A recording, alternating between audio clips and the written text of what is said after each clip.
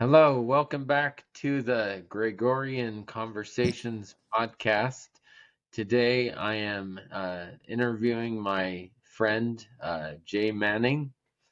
Um, we know each other from church and have some professional associations.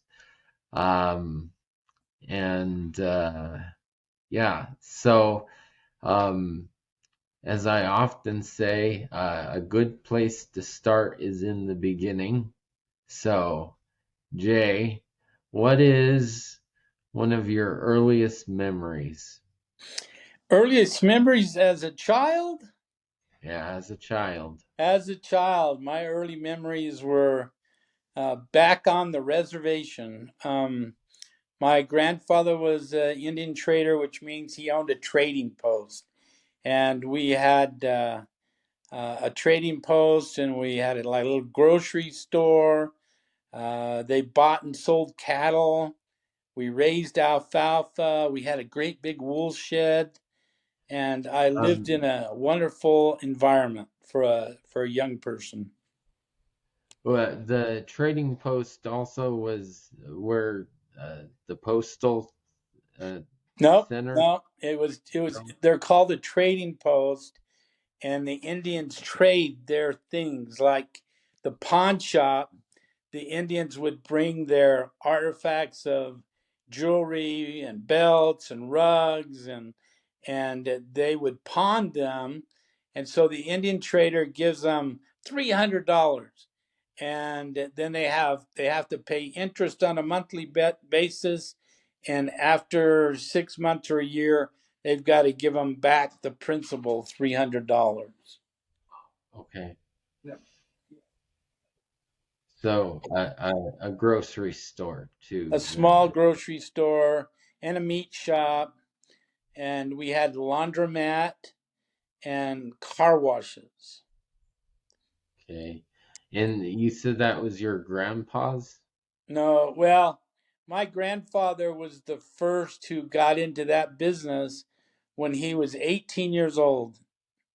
He went to work for Bernard Trading Company, and that's how he got into the business. So, did you live on the reservation, or is this just Yes, yes, yes. when you were? I lived on the reservation. I was actually born in Durango, Colorado, because Durango Hospital had a better reputation than Farmington. So my mother's parents were from up in Ignacio area. So she just went up and lived with them while she was waiting to have me. And so once I was born, I was actually born in Durango. Then they just took me home to Shiprock. Okay, cool. Um, any other uh, memories that stick out from? Oh, there's lots of memories about family trips and stuff. My father had a dream of being a great, owning a really fast racehorse. And when, when we were young, he would buy racehorses, and he would pull. We ended up going to these small tracks in Arizona and Colorado and New Mexico, and so I remember he finally got these colts that he believed was going to be just great. He'd had these mares that were bred to these really outstanding stallions, and these colts were born, and they looked fantastic. He had a dream of them all being the Kentucky Derby champions. Okay. And one night, um, they were in a pasture on the reservation, and somebody opened the gate and let them out, and they were all killed by a drunk Indian in a vehicle. Ah, And it was sad, and I never saw my father cry before, but he had to go out and kill those animals because they were hurt so bad. and he cried. Yeah. And then my uncle's family lived right by us, and we used to walk to school. And Uphill both ways? huh? Uphill both ways? No. No?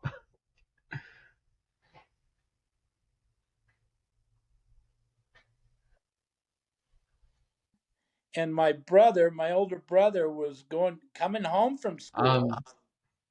Um, let's back up for a second. The audio cut out for a second. Okay, back So, up,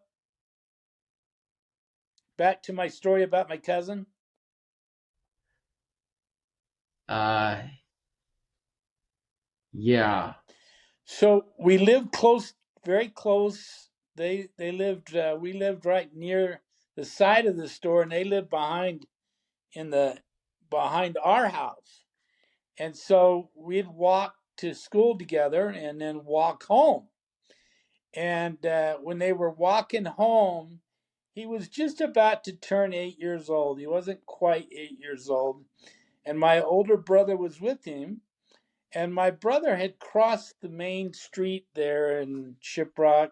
In those days, it was a two-lane road that went right through the town of Shiprock.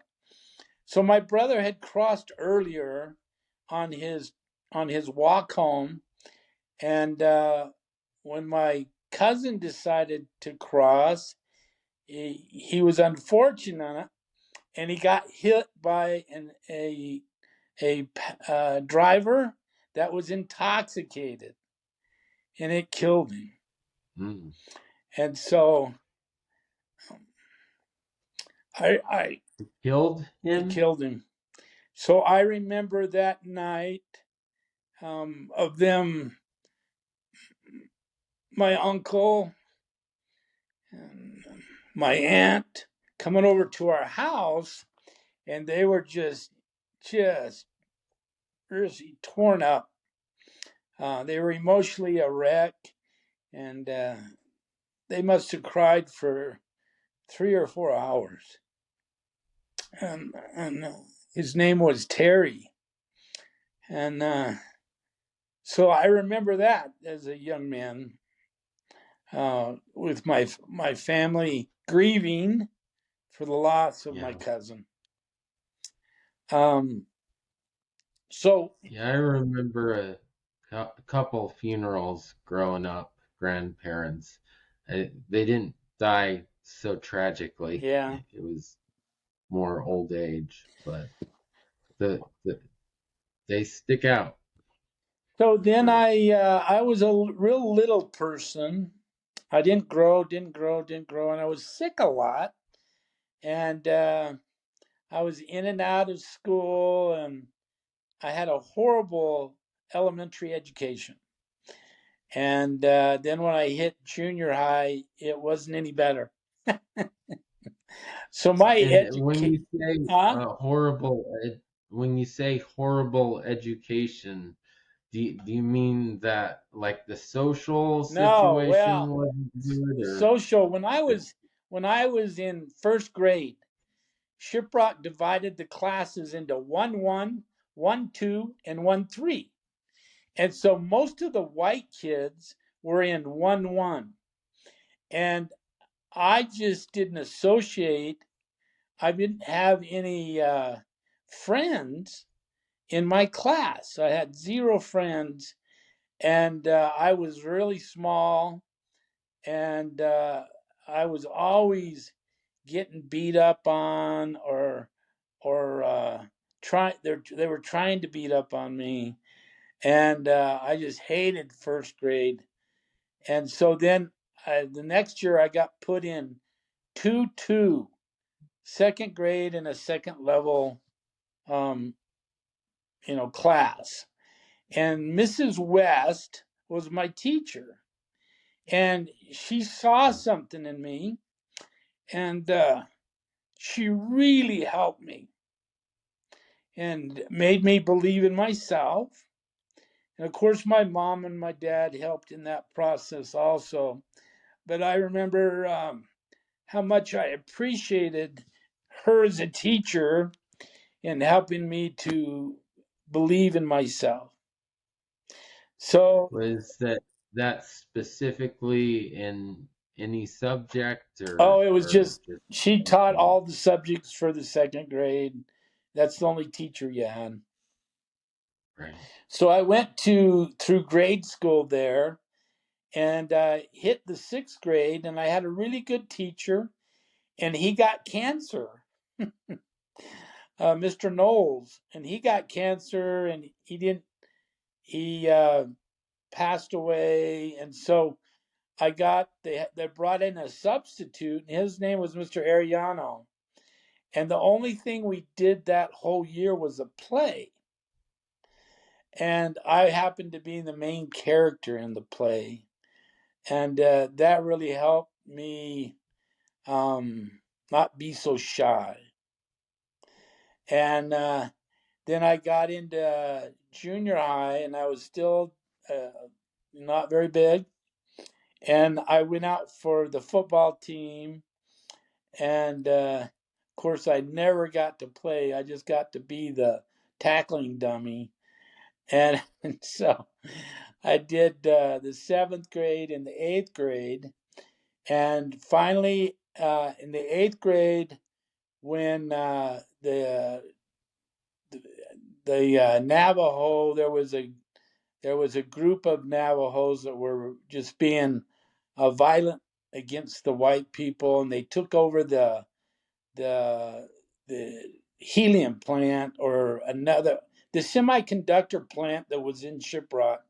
A group of Navajo youth with guns. They took over the plant, and then when that happened, my dad said, "Okay, it's time to go. Time to leave." So I repeated the eighth grade a second time in Kirtland, New Mexico, and I just all of a sudden grew, and and I was really fast, and so football was my game, and I was very good in football, and we had an undefeated season, eighth, ninth, sophomore, all the way through sophomore year. And my sophomore year, we won the state championship in football in our class. What drew you to football as opposed to other sports? Well, there was only three sports that were Okay. offered. Fall was the football, uh, uh, winter was basketball, and then the spring was track. And my dad loved to see us participate in sports, and but we had tons of work to do. And so as long as I played sports, I didn't have to go to work. So does that mean you played basketball as Yes, well? I did. I played Okay. football, basketball, and track, and we had. Um, I started in basketball too. I played the offense and defense. Our, the main good players played both offense and defense, so we never left the field. And then in Okay. basketball, different years we were better than others, but Kirtland always had a good basketball team. Um, Speaking of high school, so did you have seminary when you were We had go, seminary once I got to Kirtland. So when I got to Kirtland, I did the eighth grade again. So the next year, when I got to be a freshman, is when I had release time seminary. And my freshman year in seminary was horrible because we had these seniors that were just troublemakers. And it got so bad that the teacher, Brother Bate, No, Brother Campbell, and he's still alive. He's retired and everything, but he's still alive. So these guys were so bad, he wouldn't even come out of the office to teach us. Wow. So all we could do was just read our Book of Mormon, and that year was Book of Mormon, and I read and read and read, and that's the year I got my testimony. Um, because those not head seniors wouldn't let the teacher teach, and then finally, They would happily just be quiet and let everyone read their scriptures. well, uh, they had to do Or that, or he threw them out. okay, So that was my freshman year. I really got my own testimony of the gospel of Jesus Christ, and I never looked back. It was really a solid, really a spiritual confirmation that the Book of Mormon was true, and Joseph was a prophet, and that set my course for the rest of my life.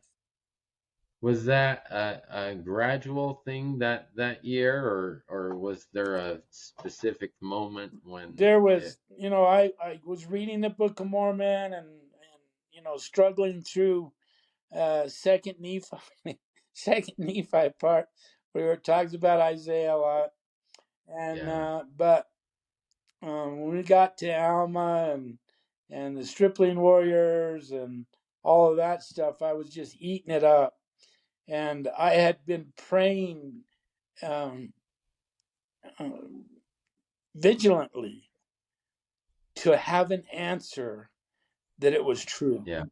And I know the place, I know the moment, and the Spirit just washed over me and engulfed me, and it was just so powerful that I Awesome. couldn't deny it. I knew it was true.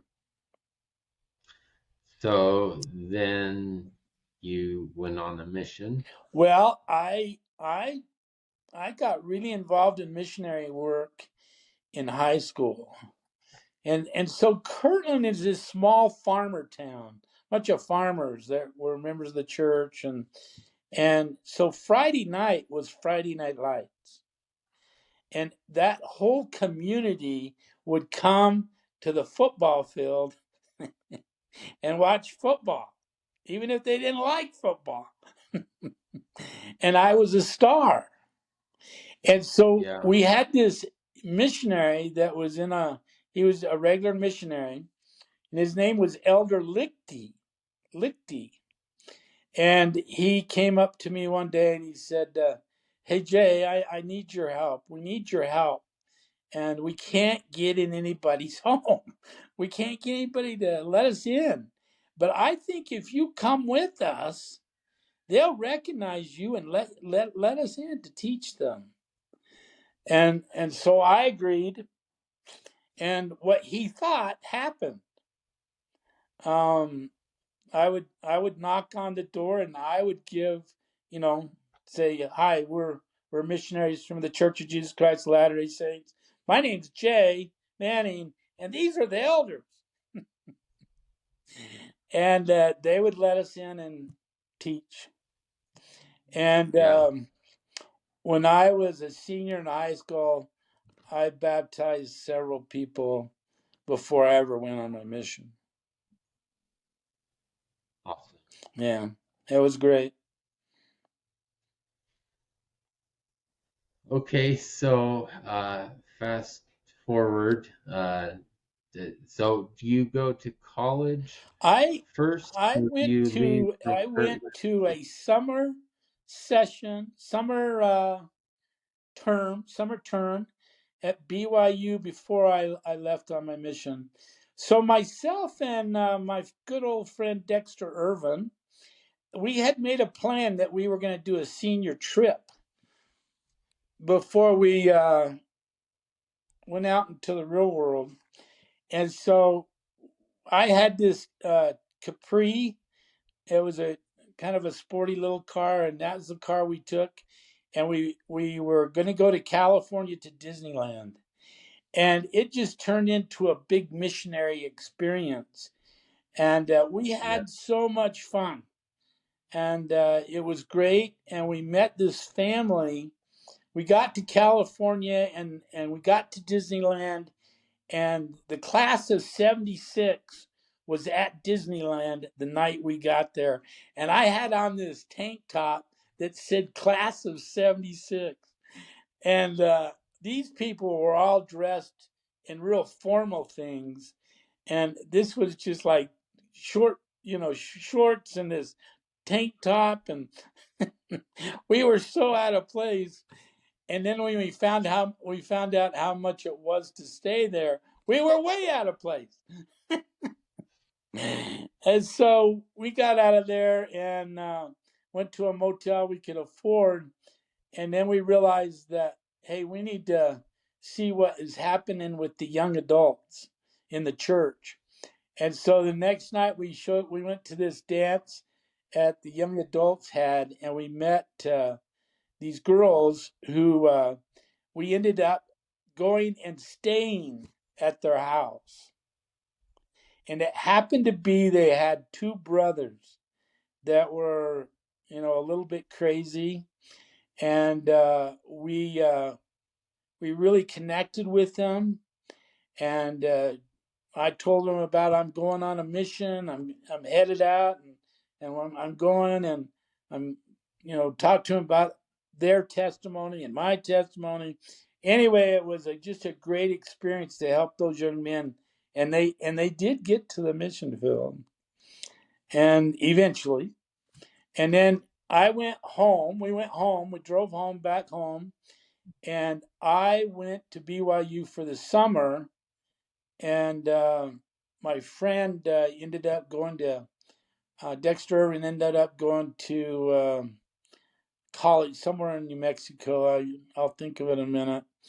And that was not good for him.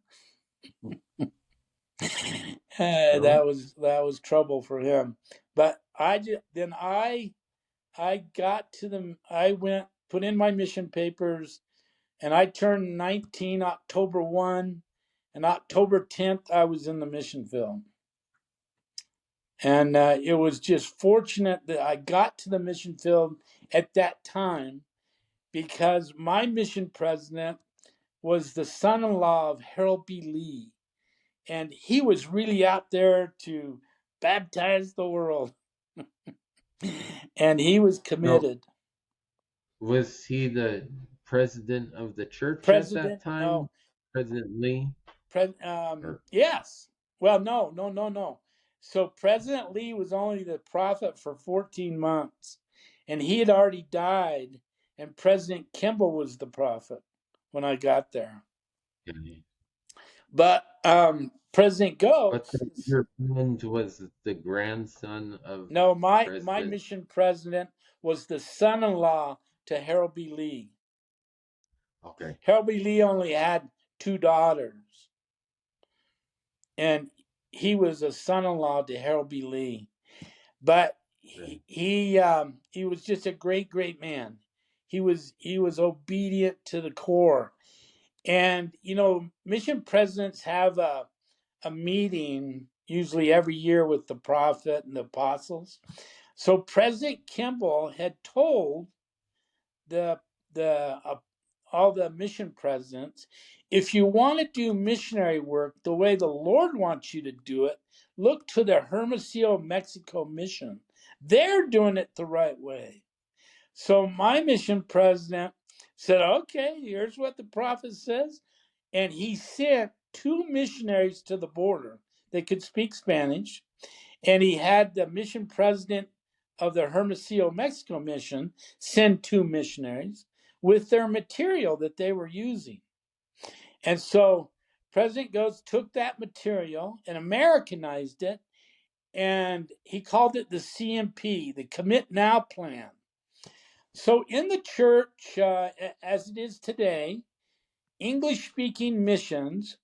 The leading baptizing English-speaking missions are Utah North, Utah South, Salt Lake. It's all Utah. So in my Okay. mission, we got this new material and we started rivaling the number 1 and 2 positions for most baptisms, English speaking, in the world. We are baptizing 400 people a month. And so the church got all worried that they were coming in the front door and going out the back door.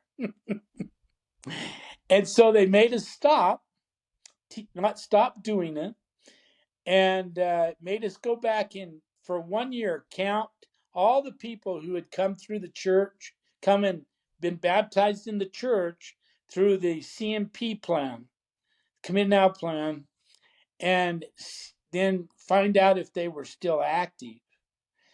So we went through that whole process, which was at least 120 days to figure all that out. And we had 85% retention. Now that destroys the church's retention of doing missionary work where they got taught all 6 discussions and fellowship and blah blah blah blah. Ours was a spiritual conversion. A spiritual conversion. And how it happened was we would show them the first vision film, and then we'd say, Mr. Jones, do you know Joseph Smith was a prophet of God? And he'd say, was probably a great man, but I don't know that he's a prophet of God. And so we'd say, okay, what we'd like to do right now is get on our knees and specifically ask Heavenly Father if Joseph was a prophet of God. And everybody in the room would pray for that specific answer. And 8 out of 10 times, the Spirit was just a rush. Yeah. And whoever was praying about it, they got testimony that he was a true prophet. And so we went from that to one true church, and we did it again. And then we went from that to the commandments, went over all the commandments and committed them to live the commandments. And then we gave them a baptismal challenge. And if they said yes, which they most of the time did, because they already knew Joseph was a prophet, the Book of Mormon was true, the church is true, the zone leaders were waiting for him outside and gave him a baptismal interview, and we baptized them that night. And it was fantastic. It was such a great experience to be in that mission. And in California, there was lots of people that were members of the church, and the stake centers were really big. And so we'd be teaching in every room in those stake centers, every one, including the bishop's offices. And the Spirit of the Lord was just boom, baby. It was so thick you can cut it with a knife. And all of us who were missionaries, who were in the Arcadian mission in those days, it was like we walked away from that whole experience with true knowledge. We knew Yeah. it was true. So then when I got off my mission, I came home, and my younger brother, who passed away last year, he'd gotten off on the wrong course, and my dad said to me, "What do you want to do, Jay?" I said, "I want to go to ASU or go to Dixie." And he said he thought for a minute, and he said, "Nah, that's not what I want you to do. I want you to go save your brother." And I said, "You want me to go save my brother?" He said, "Yeah, I want you to go save your brother." And I said, "You paying for it?" He said, "Yep, I'll pay." And so that meant he was going to pay for me to go to school. And off I went to try to rescue my brother. And he was living with, Where huh? where did He was in Provo too, going to Utah Tech. He was going to be a refrigerate. He went to school to be a refrigeration man, okay. and he was living with some one member and one non-member, and they weren't quite living the right life. And so I got there and to the apartment that I was going to live in, and it was just a pigsty, horrible, horrible, horrible. And so I cleaned it all up. It took me 2 days to clean this pigsty up, and there were inappropriate things there. And I had a leg up on them because they were all there on their parents' money, and all of those parents thought I walked on water. And all I had to do was make one phone call to their parents, and they'd all be home, and they knew it. So they had to kind of do things I wanted them to do. And Yeah, so when I got there and they got there to the apartment, and they walked out of it because they didn't think they were in the right apartment because I cleaned it all up, made it look like their moms had been there. And they were walking out of the apartment. I said, "Hey, no, come on in, boys. You're in the right place. I just cleaned it up a little." And so the next night, that night, we were sitting down to eat dinner, and they get their plates and they just start eating.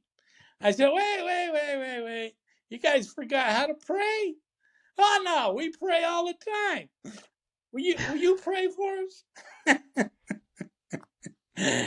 And so I prayed for them. Then that night they start to troop off to bed, and I said, "Oh no, wait. We got to read scriptures. Go get your scriptures." And they all had scriptures except the young man that was not a member of the church. So I loaned him some scriptures, and we started reading the Book of Mormon.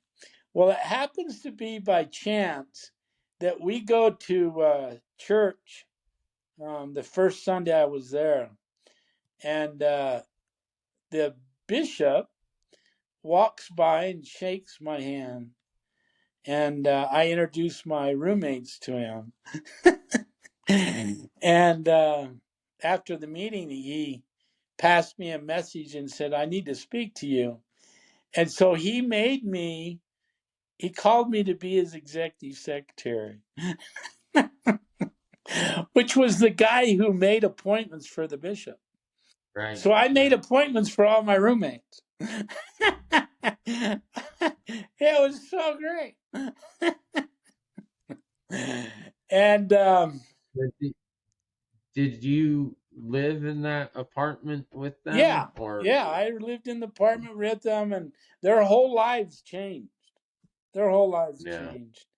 And the parties quit, and they started changing their lives. And so I made appointments for them to go confess their souls to the bishop, and then they started getting blessed.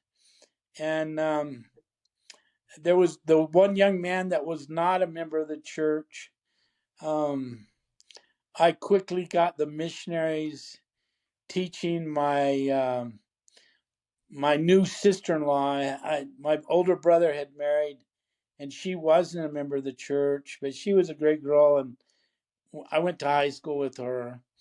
And so I got her taking the missionaries lessons, and also his name was Bohorovich, Tim Bohorovich.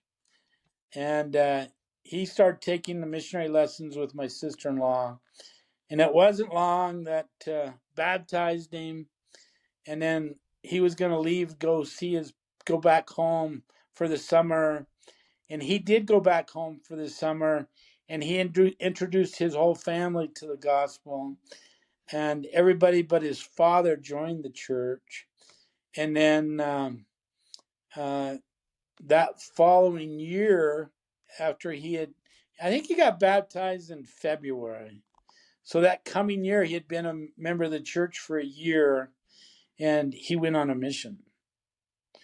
And uh, I'm pretty sure my dad paid for most of that mission.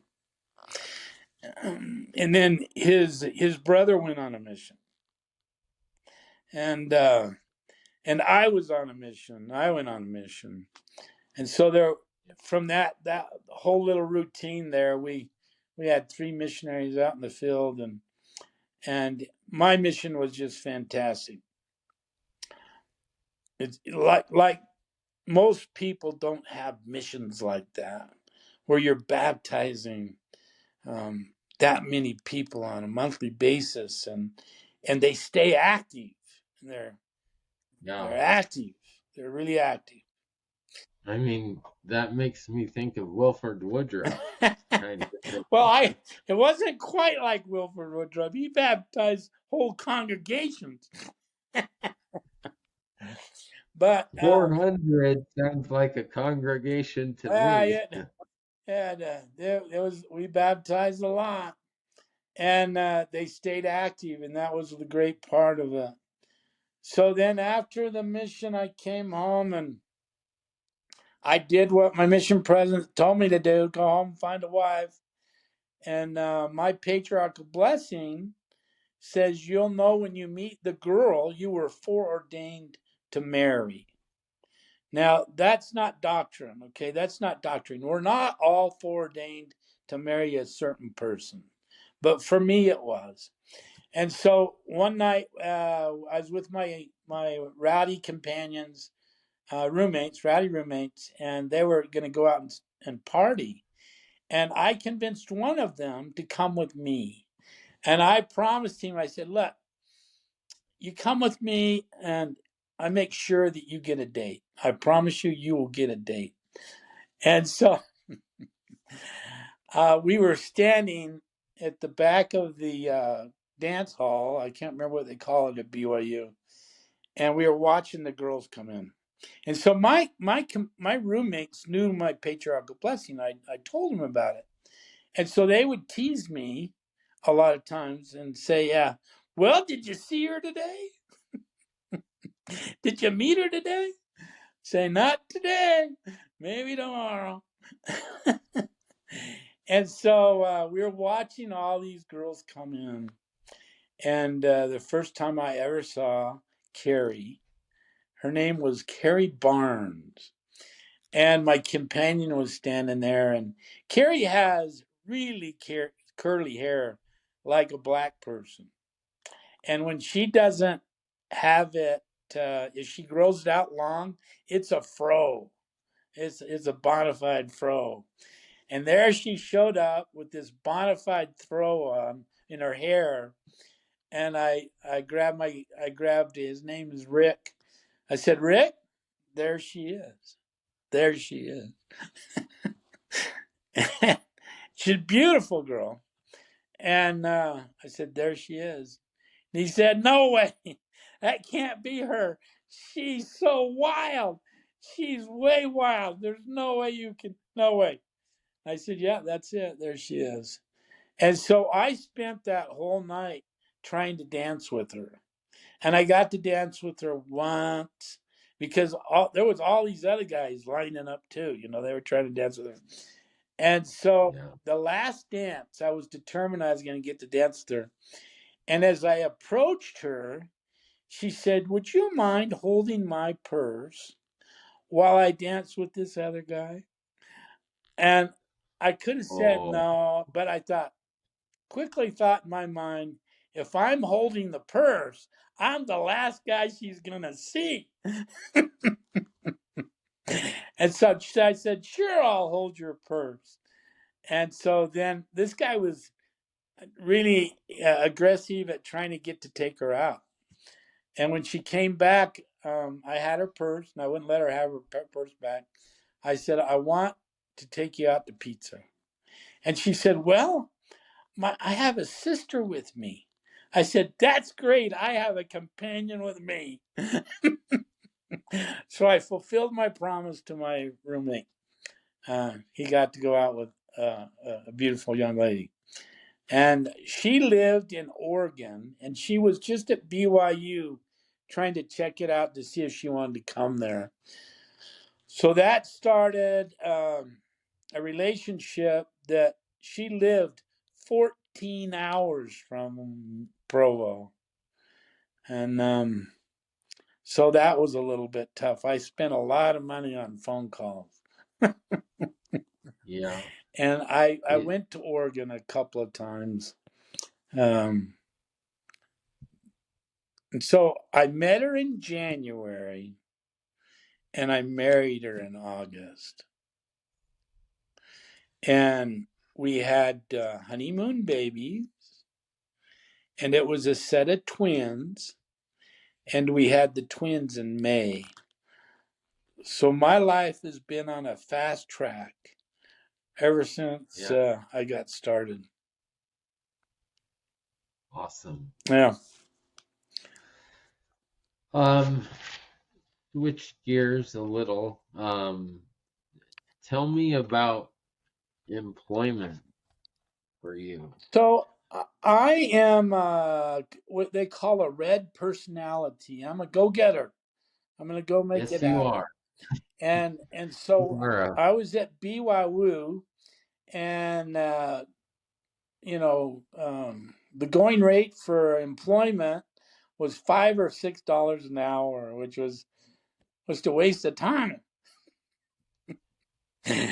And so I didn't last in the open market very long, and I decided I was going to sell insurance, life insurance, and securities.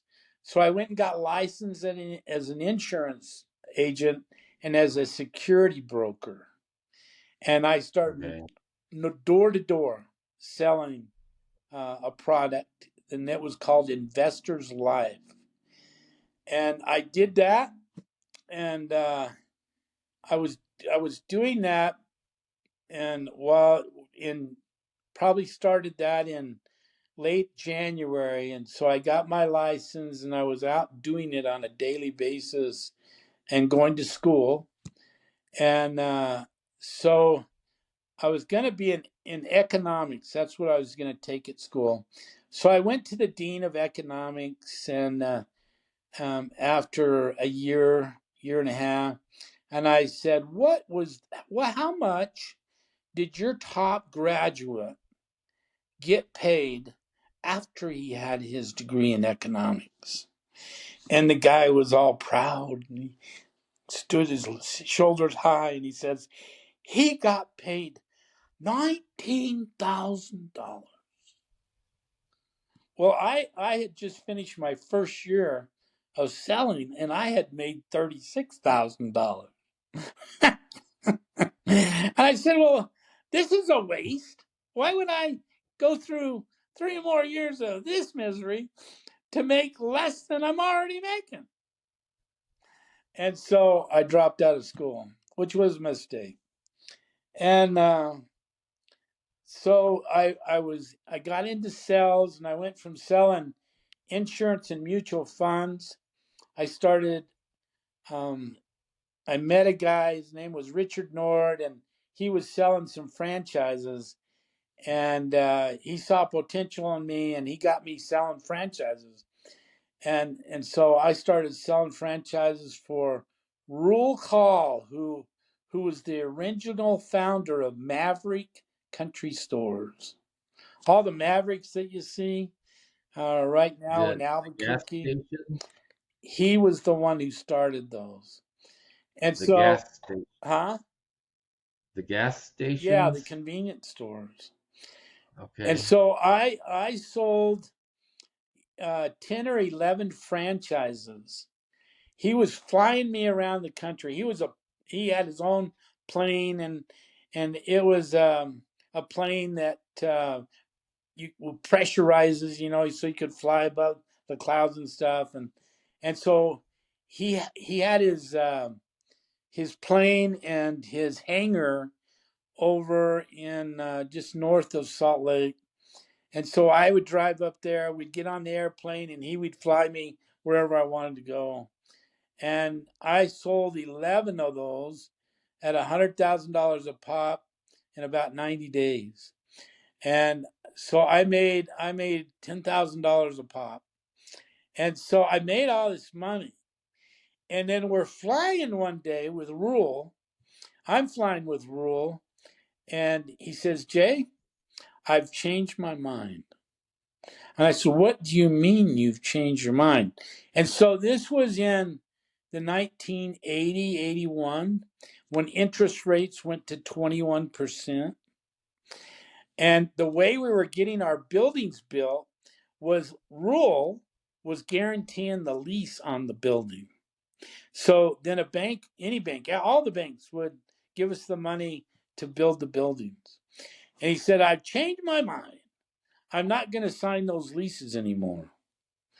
And I said, "Rule, then we're broke. We can't do it. We can't sell one because no one can get finance at 20% interest." He said, "No, I'm not going to do it." And I said, "Rule, we will sue you till you're a lot older than you are now. Don't do that." But he was determined he wasn't going to do it. So that took 5 years out of my life.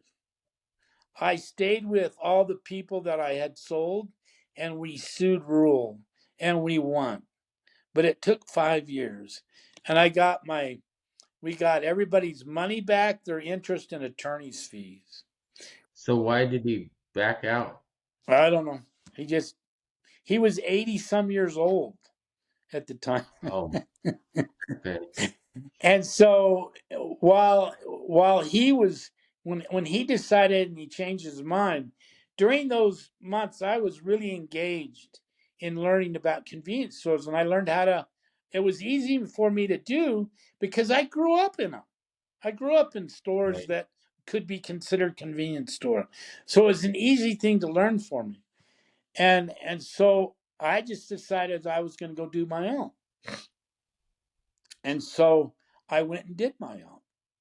And I had a store in Fruitland, New Mexico, and then I went and did one in St. George, Utah, and they were So they were both instant successes. when did you switch to assisted living? So assisted living happened. So my dad was always a great supporter of me, and he ended up being my partner in the convenience stores, and we did really well. And I had an older brother, a younger brother, and my younger brother was an entrepreneur like me. My older brother thought that we were stupid because my dad would simply sign for us at the bank so we could get the money, and he would own half of the business. And my older brother just thought that was stupid that we did that because we were doing all the work. And I would say to him, "That's true, but at least I have something." He never did. And so he was too smart to ever want to do that. And so he decided he was going to be in accounting and do our books for us. And What do he you did, mean you had something? huh? What do you mean you said you had I something had a and he store, I had a didn't? business, I had income. Okay, and He he didn't. hadn't even He didn't. started. He didn't. Okay. And so my younger brother did. He copied a lot of burgers, and he did Manning's That's a Burger, and he was successful. And so my older brother was just doing our books for both of our businesses, and then my dad died. My dad died, and my older brother, um, realized that he had nothing. He didn't. He didn't. He didn't have anything like we had, and he saw my brother doing our books, saw us getting rich, but he had nothing. So there was huge jealousy that happened, and he started embezzling money from me. And he did that for a number of years to the point that I couldn't make it anymore. He was just stealing hordes of money from me. And my But loyalty. he was doing something completely different. Yeah, how was he able Well, to? he was doing my books. He could write a check on. I mean, he had access to my money. He was your accountant, Yes, okay? yes. And so it wasn't until uh, I couldn't keep up paying for my family just in the convenience store business. So I started looking for something new to do. And I found Beehive Homes in St. George. And I bought the franchise rights for New Mexico. And then I bought the rights for Arizona. And then I bought the rights for Texas. And I bought the rights for southern Colorado. And in the meantime, I was building these beehives, and it was a really big payday for my brother because he was doing the books for the beehives too.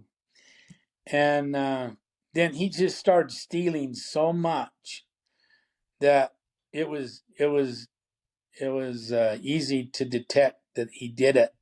And what he did was he stole money. When you're an employer and you have an employee, you have to pay a certain percentage of their wages for their retirement, their social security. And Okay. he had stolen $300,000 out of the social security money. And when that happens, Uncle Sam gives you no mercy. And they don't care who stole the money. The penalty is you owe 100% of what the tax was.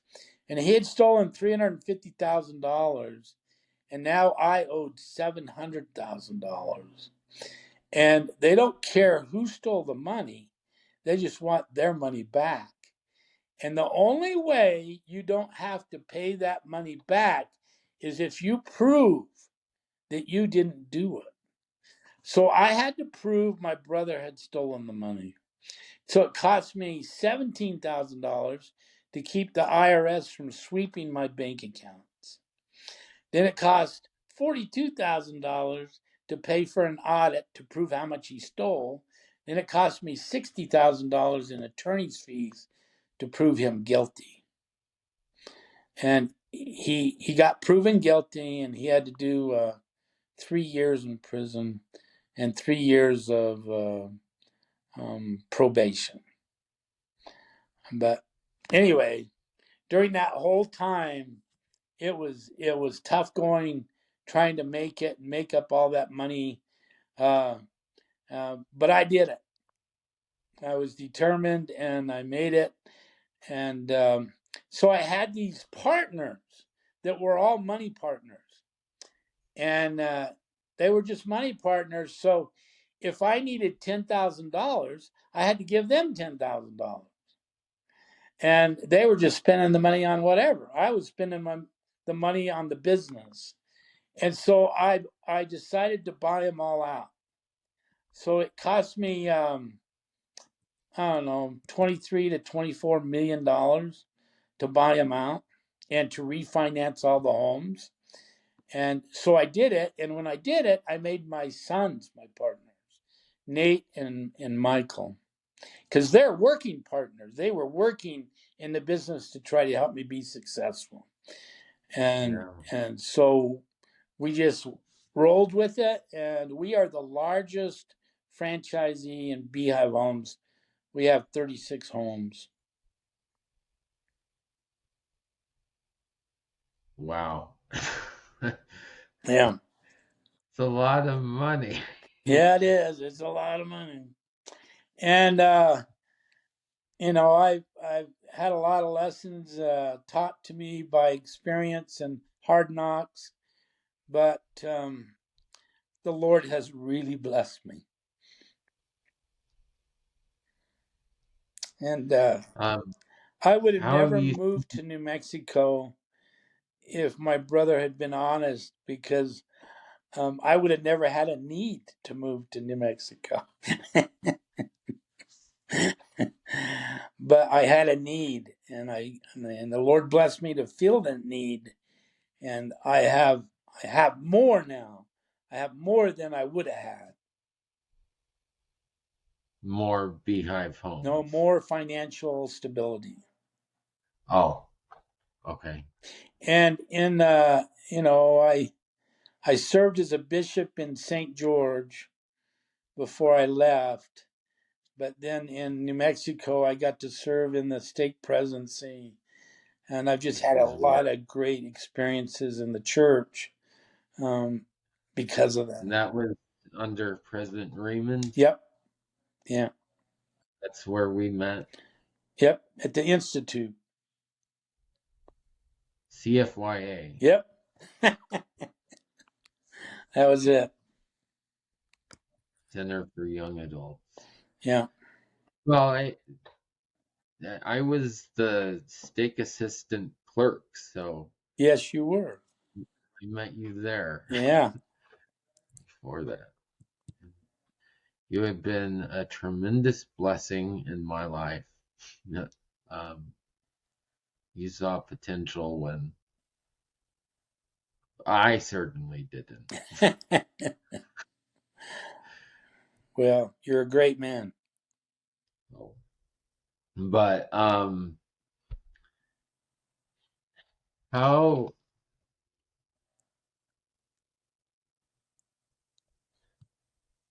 what life experience has caused you to trust most in God?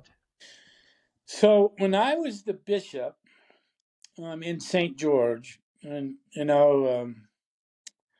I was 30, 34, 35, somewhere in there, and Nate and Cam um, were about 12 years old when I became the bishop.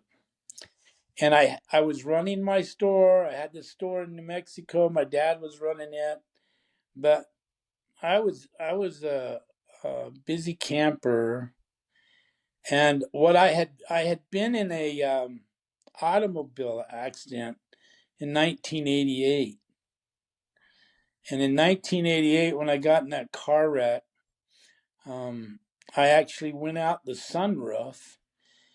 The car was being driven by um, my friend's secretary. He had a brand new car, uh, How alleged old were you at this time? about 31. I was 31 years old, and And you were married and had I had kids? 5 kids when I had the accident. Okay. And so I was on his errand, Kinley Peterson, and we were going to look at a new location for a convenience store. And so his secretary was driving his new Acura Legend, brand new. And she was going too fast. And at one point, she sped up and ran over, hit a bunch of pheasants. And he was furious that she did that. And then we get up and we're going to this place called Secret Pass. And she got going too fast. She went off the road. She overcorrected, and we went off into a canyon, trunk first. And I was in the passenger seat, and I didn't have my seatbelt on. And so on impact, um, I didn't break out the window. This is when the miracle, the first miracle that happened. The sunroof completely came off the frame of that car. How, I don't know. And I went out the I went out the sunroof, and I went 100 feet and lit on my face, and I pulverized all the bones in my face. I broke my jaw in 5 places. Does that mean you landed on your Yep, I face? landed on my face. And I broke all my ribs. I broke my neck. Um, there wasn't much that wasn't broken. And Yeah. I don't wish to tell it here, but I had a unbelievable experience, spiritual experience with the Savior. And it wasn't my day. And and um, I actually argued with the Savior about what day that it was my day. I was here. I said to him, well, I didn't say it. You communicate mentally, and I said to him, "You're here. I'm here. I have kept my covenants. I have been faithful. I'm going with you." And he said, "No, it's not your time." And so I kept it up. I wasn't gonna not go with him. And he finally said, "Let me show you if you don't stay." And all of a sudden, we were racing through space and time, I guess. I don't know. And we ended up in the future. And we were at the same building I was a bishop at. And it was Nate's farewell. And so I'm there at the farewell. And he's not ready. He's not ready to go. He's not prepared. And his twin brother wasn't gonna go, and it was just a mess. And the Lord said to me, "If you don't go back,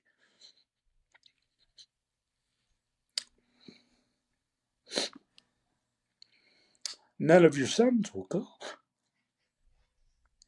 And to me, that was just devastating because my mission meant so so much to me. It made me who I am. And so finally, I said, "Okay, I'll go." And boom, we were back at the place, and I said my goodbyes and went back in my body. And that was a long recovery. How your brain heals is you sleep. You sleep. So I would get up and go to the store about 7 o'clock in the morning. I'd make sure everything was there, the money was all there, and blah blah. And people showed up. And so by 10 o'clock, I was back home, and I would go to bed at 10 in the morning, and I would sleep all through the day till the next morning at 6 or 7 o'clock. And I did that for a year. And after the year, my brain got better, and I was able to comprehend, and my personality came back, and I was back. And so those were some tough years for my wife because I, I I changed my. It took a while for my personality to come back, and the kindness of what my mission had done for me, and I was just an ornery guy, and I wasn't very good to the kids, and there was no there wasn't a lot of love and harmony going on in my home while I was recovering. I was a beast, I guess. Um, so that were those days, and as I right when I was getting really good and in good shape was when they called me to be a bishop.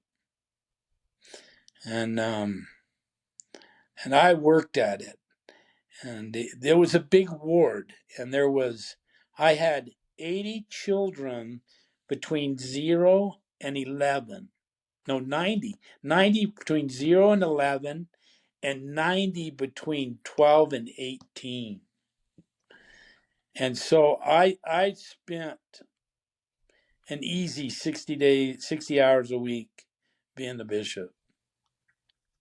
And I was a bishop doing what a bishop does way before. You know how the bishop now is acting as the president of the the elders. I mean the priest Right. quorum, and his Right. whole mission is the youth. I was doing that 20 years before they got around to doing it. I was so engrossed with their lives, and I had this convenience store that was the center of it was the only commercial thing that was out there in this Mormon community. So it was kind of the center of what was happening. And so people could find me anytime they wanted to. They just had to come to the store and I'd be there. And so it kind of turned into a semi bishop's office at times because people would have problems and I'd be counseling what to do, what not to do, blah, blah, blah, blah. Um, Yeah. but those were wonderful days for me because I'd be there in the store. This happened so many times. I'd be in the store and I'm doing my job and blah, blah, blah, blah, and the spirit would say, Bishop, you need to get over to the college and go to the track. There's somebody that needs you.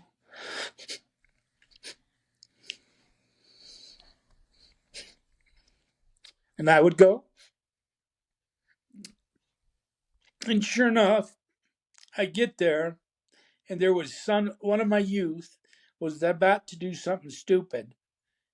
And I would get there and say, well, let's talk about what you're about to do because this is not good. And so many times the Lord blessed me. And I had great results. I had 22 missionaries in the field. Now, our state's a great state, but they don't have 22 missionaries in the field. I had Wow. I had it out of my one ward, and that was because I was dedicated to those boys, and I made them believe that that was the most important thing they could be doing with their lives. And we had 22 to 25 missionaries in the field for 5 years in a row.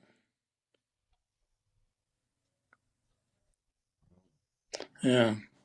At any rate, that's my bishop story. Your video went out for a second. Yeah. Um, well, it's time to close. Okay.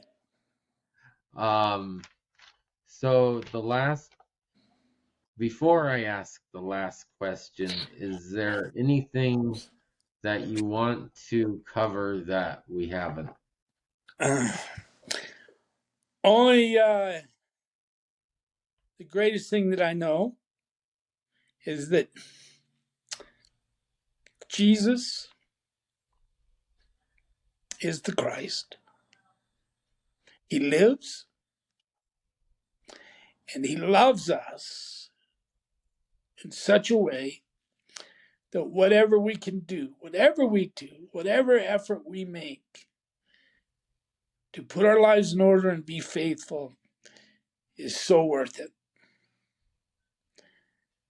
And I bear that in the name of Jesus Christ. Amen. Amen. Well, I think you answered my last question, uh, which is if you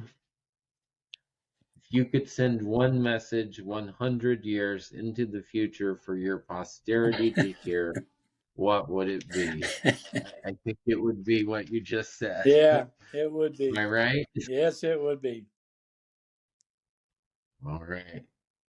Well, this has been good. Okay. Thank you so much. Hurrah for Israel. Hurrah for Israel. We'll see ya. Bye.